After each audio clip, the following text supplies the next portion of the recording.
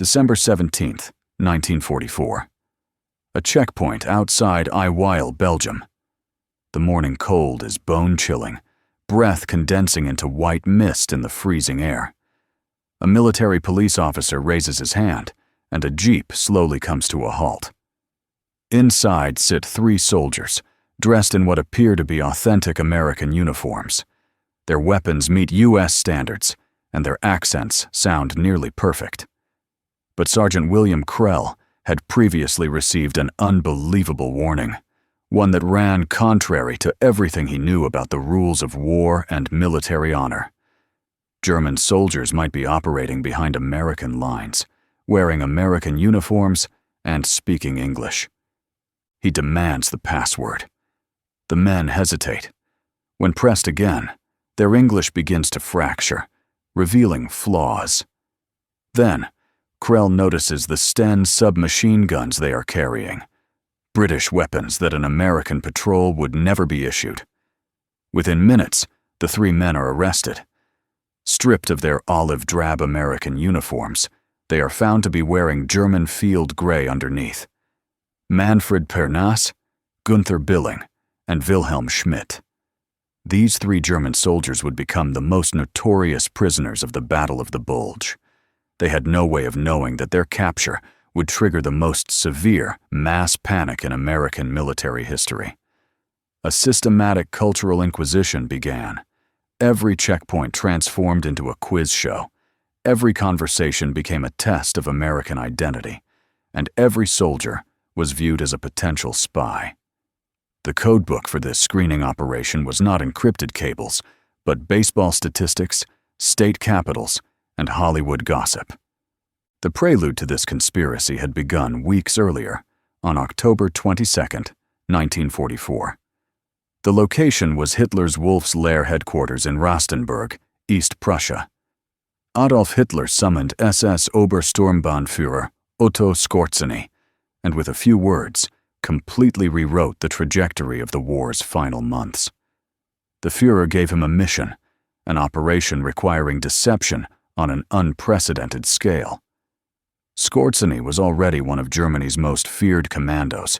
In September 1943, he had led a glider assault to rescue Benito Mussolini from the Gran Sasso prison, whisking the dictator away in a light aircraft that barely cleared the rocky heights. In October 1944, he orchestrated the kidnapping of Miklos Horthy's son, forcing the Hungarian regent to abdicate and ensuring Hungary remained in the Axis camp. Now, Hitler handed him his most audacious task yet. The German army would launch a massive counteroffensive through the Ardennes forest, driving straight for the key port of Antwerp. This attack would split the British and American Allied forces, recreating the glorious victory of May 1940, when German panzer units had pushed to the English Channel in days. But this time, victory depended on speed. The Germans had to seize at least one intact bridge over the Meuse River before Allied engineers could blow it up. Skorzeny was to form a special brigade, Panzer Brigade 150, whose mission was to capture those bridges before their destruction. Hitler also revealed a decision that made even this battle-hardened commando hesitate. If Skorzeny and his men wore British and American uniforms, the operation would be faster and casualties lighter. Hitler explained that small units dressed as the enemy could create immense chaos, disrupting communications, misleading troop deployments, and spreading panic. Skorzeny immediately understood the implications under international law. The 1907 Hague Convention clearly stated that soldiers captured while fighting in enemy uniforms lost their rights as prisoners of war and could be executed as spies. This possibility sparked heated debate with General Alfred Jodl and Field Marshal Gerd von Rundstedt. Hitler assured Skorzeny that as long as his men removed the Allied uniforms before actual combat, the tactic would comply with international law. Days later, Skorzeny submitted his plan to Jodl, requesting 3,300 soldiers fluent in English and American dialects. On October 25th, the German High Command in the West issued an order to all frontline headquarters, recruiting volunteers fluent in English and familiar with American idioms for a secret commando operation. Skorzeny knew this order, signed personally by Field Marshal Wilhelm Keitel, would be intercepted by Allied intelligence within days. He requested the entire operation be cancelled, but Hitler refused. The Allies did indeed intercept the order on November 30th, but intelligence officers dismissed it as a German deception tactic, finding it hard to believe the enemy would be so blatant. Volunteers arrived from various branches of the German military, most knowing nothing of the mission they had signed up for. Fritz Kreist, a 21-year-old Luftwaffe private and trained English interpreter, thought he would be interrogating American POWs far from the battlefield. Instead, he found himself locked in a training camp at Grafenwohr in eastern Bavaria. Surrounded by barbed wire, security was extreme. Soldiers had been shot for revealing too many details in letters home. Only upon arrival did the volunteers learn their true mission. If the stakes weren't so high, Skorzeny's predicament would have been comical. Of the 2,500 men finally assembled, only 10 spoke fluent English with knowledge of American idioms. 30 to 40 spoke good English, but knew no slang. 120 to 150 spoke fair English. The rest knew only basic school English, barely able to say yes or no. Skorzeny later wrote that after weeks of training, the results were shocking. Soldiers with terrible English were told that if questioned by Americans, they should shout, "Sorry," unbutton their pants, and run away feigning diarrhea. Equipment shortages were equally severe. The German forces in the West were ordered to provide 15 Sherman tanks, 20 armored cars, 20 self-propelled guns, 100 jeeps, 40 motorcycles, 120 trucks, and enough British and American uniforms. The actual delivery was woefully inadequate.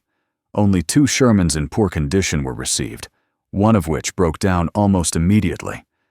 Instead of the American armor he needed, Skorzeny received 5 Panther tanks, 6 armored cars, 6 armored personnel carriers, and 5 assault guns, all German equipment. The Panthers were disguised with thin metal plates, painted olive drab and marked with white stars. But Skorzeny admitted this would only fool inexperienced American soldiers from a distance at night. The uniform situation was worse. Many were British, Polish, or Russian. Some were summer issue for a December attack, and some even bore bloodstains or prisoner markings.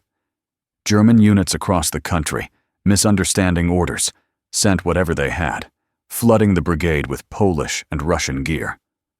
Ultimately, Skorzeny could only scrape together enough authentic American uniforms and weapons for his commando squads.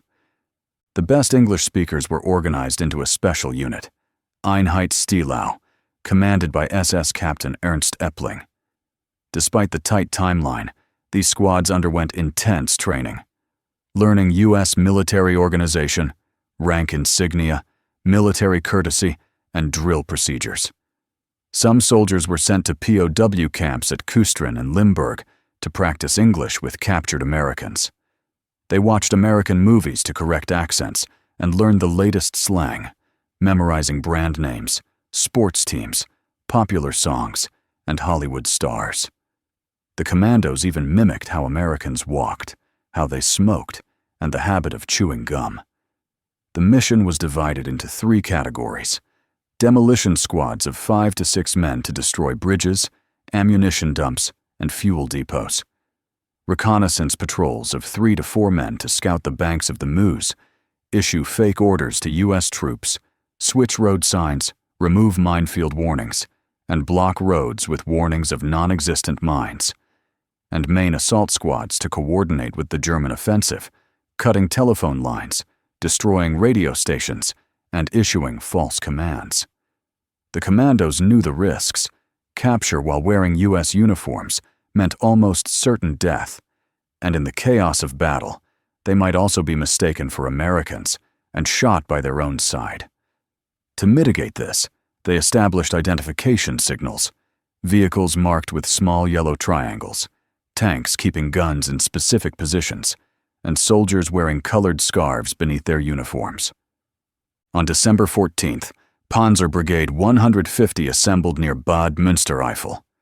On the afternoon of December 16th, the troops moved out, following 3 panzer divisions. The plan required Skorzeny's disguised units to bypass the main force once the vanguard broke through the lines and rapidly seize the Meuse bridges.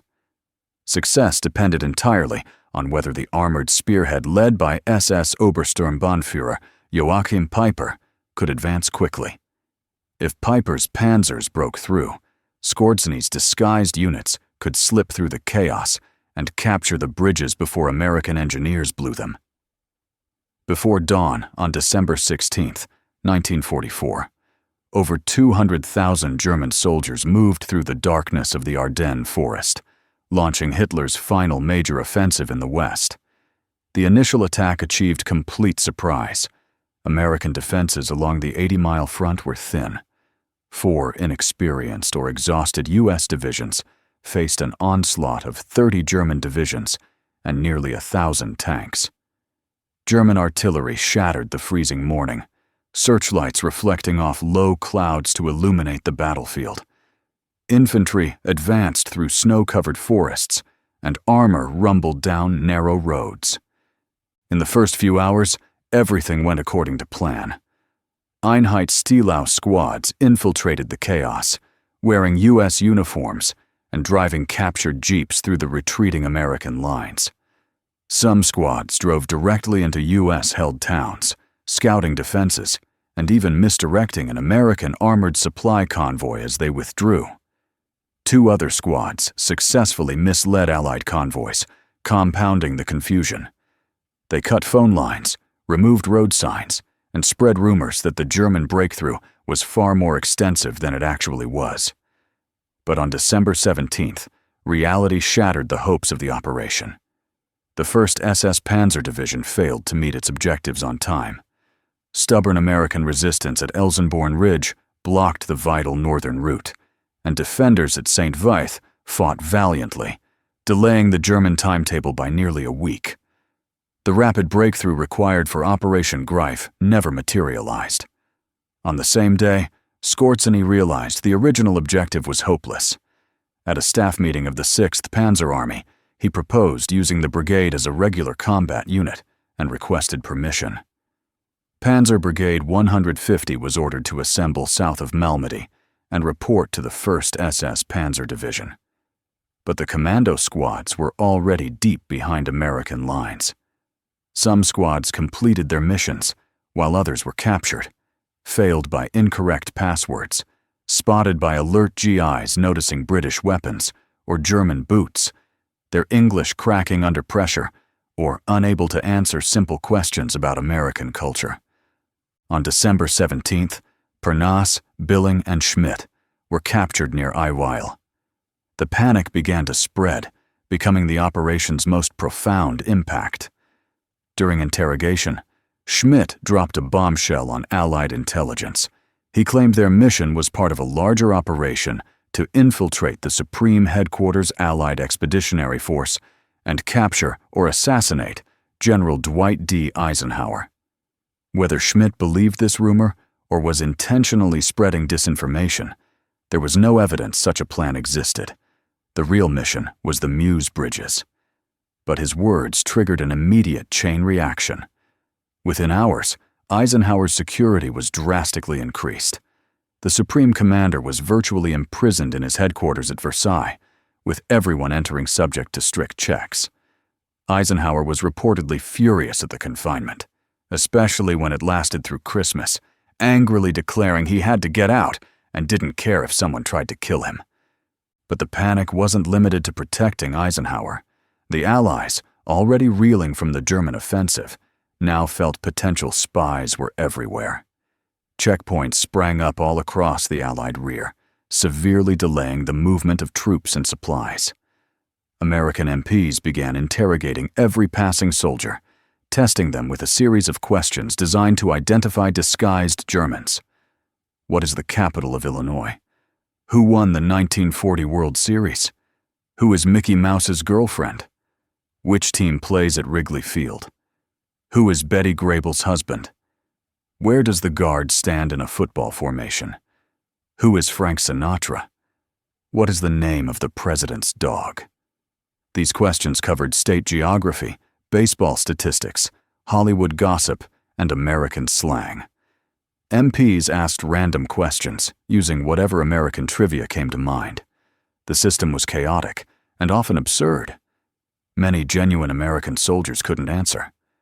Regional differences meant soldiers from different parts of the U.S. didn't know each other's local knowledge. And educational disparities meant some soldiers had never learned state capitals or followed baseball. The checkpoints caused endless trouble.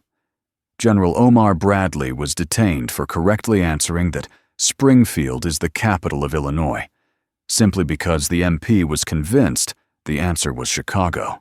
He was held until his identity could be verified. Brigadier General Bruce Clark was held at gunpoint for mistakenly saying the Chicago Cubs were in the American League. A captain was imprisoned for a week for wearing German boots he had taken as a souvenir. British soldiers faced particular difficulties. Reconnaissance officer David Niven, when asked by a guard to name the winner of the 1940 World Series, could only reply that he had absolutely no idea. British troops unable to answer questions about American sports or geography had to wait for identity verification by other means. Some American soldiers, protesting the absurdity of the interrogation, deliberately gave wrong answers and were detained. Others, angered by being questioned by lower-ranking soldiers, got into conflicts, further blocking traffic. The panic had a significant impact on military operations. Troop movements that should have taken hours took days, as every vehicle and person had to be checked. Supply convoys stalled at checkpoints, while drivers struggled to prove their American identity. Units rushing to critical front lines were delayed by repeated interrogations. Commanders' orders were questioned by subordinates, and everyone suspected their neighbor might be a German spy. For the German infiltrators, the psychological shock was equally severe. Those still behind American lines found they could not move freely. The Cultural Inquisition exposed the inadequacy of their preparation. They had learned military procedures, rank insignia, and unit organization, but they had never anticipated being asked about baseball stats, Hollywood marriages, or regional slang. Some infiltrators tried to bypass checkpoints, crossing through the countryside or forests, only to be more easily spotted by U.S. patrols. Others tried to bluff their way through, making excuses for answers they didn't know, but few succeeded. From December 16th to 31st, 1944, U.S. forces captured 23 participants of Operation Greif, 16 of them in December. Squad Commander Georg Schultz was later captured and tried in May 1945. Every captured infiltrator faced a military tribunal. The basis in international law was clear. Article 23 of the 1907 Hague Convention strictly prohibited the improper use of enemy insignia and uniforms. Soldiers captured conducting military operations in enemy uniforms could be tried as spies, not treated as prisoners of war. The first trial began on December 21st at Henri-Chapelle. Pernas, Billing, and Schmidt were charged with violating the laws of war by conducting military operations in American uniforms. The evidence was irrefutable. They were wearing U.S. uniforms, carrying U.S. weapons and ID papers, with German field-gray tunics underneath. The trial ended quickly. All three were found guilty and sentenced to death by firing squad. On December 23, 1944, 2 days before Christmas, the sentence was carried out. American MPs led the 3 German soldiers to the execution site. Captain J. Iser of the 633rd Medical Clearing Company pinned white paper targets to their chests, removed Schmidt's glasses, and blindfolded the 3 men. The MPs formed a firing squad. Before the execution, Billing shouted, "Long live our Führer, Adolf Hitler!" The shots rang out, and the 3 men died instantly. Their bodies were taken down and buried, eventually finding their final resting place at the German military cemetery in Lommel, Belgium. Today, they lie there alongside over 39,000 other German war dead. Between December 21st and 31st, another 13 participants of Operation Greif were tried and executed at Henri-Chapelle, or Huy. The list included Reich, Arno Kraus, Günther Schulz, Erhard Miegel, Horst Görlich, Norbert Polak, Rolf Benjamin Meyer, Hans Witzuech, Otto A., Alfred, and others. Each execution followed military judicial procedure. Defendants were found to have violated the Hague Convention.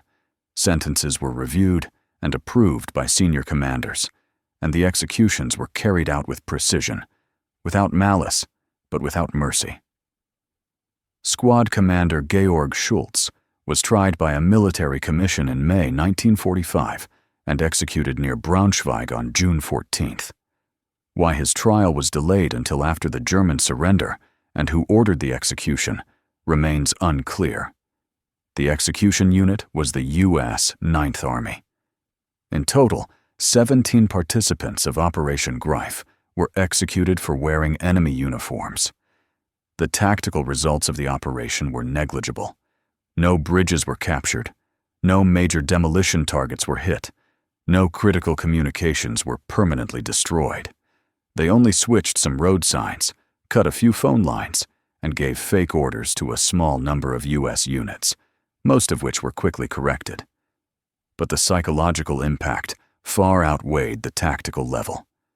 For weeks, the U.S. military remained in a state of alert, fearing German infiltrators were everywhere.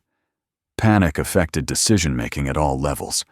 Eisenhower's confinement prevented him from directly observing the battlefield during the critical early days of the offensive. Checkpoint delays slowed the U.S. response to the German breakthrough.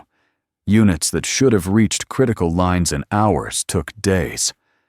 Pervasive suspicion weakened unit cohesion. American soldiers, who should have been focused on fighting the Germans to their front, had to worry about potential enemies at their side. The Battle of the Bulge did not pause for the failure of Operation Greif. The Germans drove deep into American lines, creating the bulge that gave the battle its name. At Bastogne, surrounded American defenders fought tenaciously. On December 22nd, a German officer delivered a surrender ultimatum.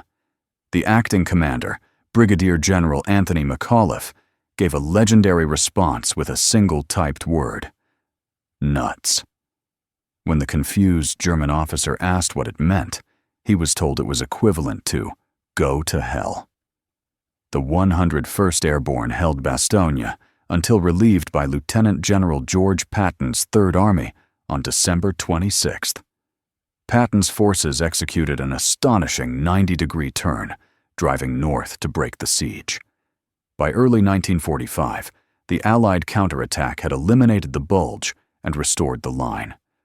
The battle lasted from December 16, 1944, to January 25, 1945. Over 1 million men participated. It was the largest battle fought by the U.S. Army since the Civil War. American casualties exceeded 80,000, with 19,000 killed and 23,000 captured. German casualties were similar, but Germany could not replace the losses. The battle marked the definitive end of Germany's ability to launch offensives in the West. Hitler's gamble in the Ardennes had failed. For Otto Skorzeny, Operation Greif ended on December 17th, when Panzer Brigade 150 was converted to a regular unit. On December 21st, the brigade attempted to take Malmedy, but was repulsed after several attacks. Skorzeny was wounded by shrapnel near Linneville. He recovered and continued to serve until the German surrender. In May 1945, Skorzeny surrendered to the 30th Infantry Regiment and was held for 2 years awaiting trial. In 1947, at the Dachau trials, Skorzeny, and 9 officers of Panzer Brigade 150 were charged with fighting in American uniforms, maliciously firing on U.S. troops, and illegally obtaining U.S. uniforms and Red Cross parcels from POW camps. Skorzeny's defense hinged on a key distinction. His men were ordered to remove American uniforms before actual combat. The disguise was for infiltration and deception only, not fighting. An unexpected defense witness played a decisive role. Former British SOE agent FFE Yo Thomas testified that the Allies had used identical tactics, and he himself had operated behind enemy lines in German uniform while on missions in France. The military court clearly distinguished between fighting in enemy uniform and using enemy uniform for deception. Unable to prove Skorzeny ordered his men to fight in U.S. uniforms, the court acquitted all defendants. The verdict sparked controversy. 17 subordinates had been executed for the same behavior, while he was acquitted. The difference seemed to stem from timing and evidence. The soldiers executed in December 1944 were captured while wearing U.S. uniforms, whereas Skorzeny, tried in 1947, could prove his orders forbade fighting in disguise. The trial established an important precedent in the laws of war. As long as combatants remove disguises before engaging, using enemy uniforms for deception is a legitimate ruse of war. This distinction influenced interpretations of international law for decades. Skorzeny was not held long. In 1948, he escaped from an internment camp in Darmstadt, aided by former SS officers disguised as American MPs. Some historians speculate that U.S. intelligence may have tacitly allowed or even assisted the escape. Skorzeny hid in Bavarian farms, Salzburg, and Paris, finally settling in Spain. He served as a military advisor to Egyptian President Gamal Abdel Nasser. On July 5, 1975, Skorzeny died of cancer in Madrid at the age of 67. He never expressed regret for Operation Greif or his other wartime actions. The checkpoint cultural inquisition later became part of American military lore. Those questions about baseball, Hollywood, state capitals, and movie stars became symbols of cultural identity, serving as a security tool in moments of crisis. This improvised system, though chaotic, effectively exposed infiltrators. Their language training could not replicate the daily cultural knowledge Americans absorbed growing up. American identity meant not just speaking English and wearing the right uniform, but sharing common cultural experiences, universal reference systems, and collective memories. These could not be fully taught to foreigners in a few weeks. This cultural cohesion, often taken for granted, became a valuable asset for national security when facing enemy infiltration. Today, the 17 soldiers executed for Operation Greif are remembered primarily through military cemeteries and historical records. They are cared for in their graves at Lommel, just like soldiers who died in conventional combat. The cemetery makes no distinction between executed spies and battlefield casualties.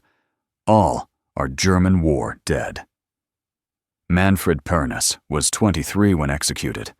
21-year-old Gunther Billing remained a committed Nazi to the end. 24-year-old Wilhelm Schmidt accepted death calmly. They were someone's sons, perhaps someone's brothers. Their individual choices led them to that freezing morning in Belgium, to the execution ground, the blindfolds, and the gunshots. The legacy of Operation Greif goes far beyond its tactical failure. It proved that special operations cannot make up for the failure of conventional military actions. If Piper's armor never reached the objective, no amount of infiltrators could seize the bridges. Without a breakthrough, deception and chaos could not substitute for achieving key operational goals. However, the operation's success in creating chaos far exceeded the results of the actual infiltrators. The mere possibility of infiltration triggered panic, affecting hundreds of thousands. This gap between perception and reality became a key lesson in modern psychological warfare strategy. On January 18, 1945, while the battle was still ongoing, British Prime Minister Winston Churchill addressed Parliament, calling it undoubtedly the greatest American battle of the war, and one which he believed would be regarded as an ever-famous American victory. Churchill noted that American troops outnumbered British troops 30 to 40 times, emphasizing that this was essentially an American battle, an American victory. Those checkpoint guards asking baseball questions didn't realize they were making history. They were simply solving an immediate problem, improvising security measures to identify potential enemies. Their method worked because it was rooted in genuine shared culture. Americans knew baseball, Hollywood, and state capitals because they grew up in America, absorbing this knowledge naturally. Germans trying to pass as Americans, even if they memorized facts, could not replicate this innate cultural fluency. This distinction between learned facts and internalized culture became the deciding factor. Germany's failure confirmed a principle that remains relevant today. Cultural knowledge internalized through years of life experience cannot be quickly taught to adults from different backgrounds. Modern special operations forces have learned from the success and failure of Operation Greif. Intelligence agencies now spend years cultivating sleeper agents precisely because cultural fluency cannot be rushed. Language training, fact memorization, and behavioral coaching are necessary, but far from sufficient. True cultural fluency requires immersion and time. This core challenge has remained for decades. Culture comes from experience, not classroom instruction. Operation Greif demonstrated both the potential and the limits of special operations. Unconventional warfare by small units can create chaos far beyond their size, and the psychological impact may be much greater than the tactical results. But without the necessary conditions created by conventional military victory, special operations cannot achieve strategic goals. Deception is no substitute for victory. For historians and military strategists, Operation Greif remains a fascinating case study. It embodies how grand plans detached from realistic capability assessments lead to failure. Hitler's late war decisions followed this pattern. Grand concepts, insufficient resources, detached from operational reality. Yet, the operation's accidental success in generating panic validated the concept of psychological warfare and deception as force multipliers. Had history not preserved their stories, the 17 soldiers executed by firing squad for wearing enemy uniforms would likely have been forgotten. They were not important figures. They achieved almost nothing before capture, and the operation was a complete failure. But their execution marked a significant moment in military and legal history, clarifying the applicable rules in international law regarding the use of enemy uniforms in wartime. The lessons left by their actions are still at play. Identity verification is critical to security. Cultural knowledge is hard for outsiders to fake quickly. Special operations have value, but cannot replace conventional military victory. And the laws of war, while important, are interpreted based on specific circumstances and evidence. The human cost of war includes not just those killed on the battlefield, but also those arrested and executed for violating the laws of war. Every execution is a life with family, history, and potential, ended by bullets under legal authority following due process. The gravestones at Lommel Cemetery mark lives ended prematurely by war and its brutal logic. And those checkpoint guards asking baseball questions, acting as American soldiers carrying out POW executions, bore a psychological burden even when facing enemies convicted of espionage. Operation Greif failed to take a single bridge, caused no major destruction, and killed relatively few Americans directly. But the panic it triggered delayed reinforcements, disrupted command decisions, and consumed resources during critical days. Its indirect impact, hard to quantify precisely, shaped the early course of the battle.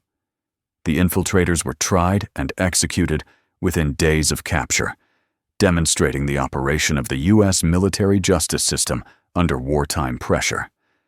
The rapid process from capture to execution reflected the specific combat environment and set precedents, although modern standards would demand more deliberate procedures.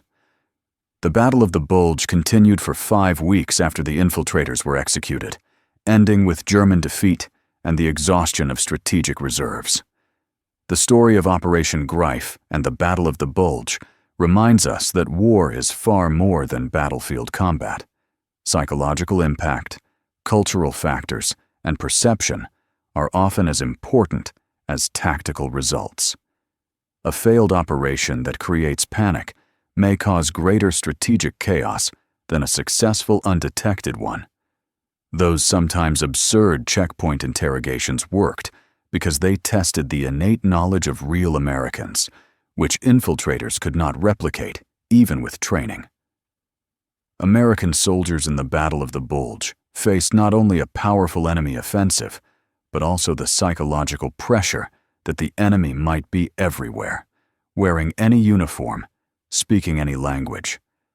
This collapse of certainty marked a new dimension of war, influencing military operations and security procedures for generations to come.